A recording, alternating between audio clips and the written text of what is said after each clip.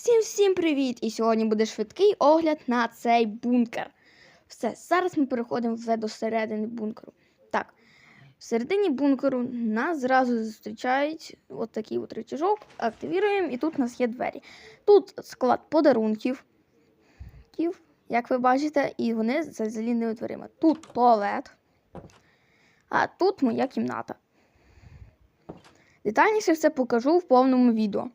А зараз нам потрібно пройти вглуб бункера. Отут ми спускаємося. Далі ми приходимо сюди і замічаємо дві кімнати. Перша і друга, в якій вже хтось живе. Тут мають бути туалети, але я забув їх поставити. Треба буде їх поставити все-таки. А отут ми заходимо, бачимо до жителя, що там живе, і бачимо офіс, в якому можна придбати собі кімнату.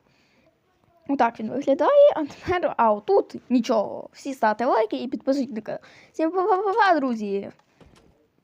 Вирубайся.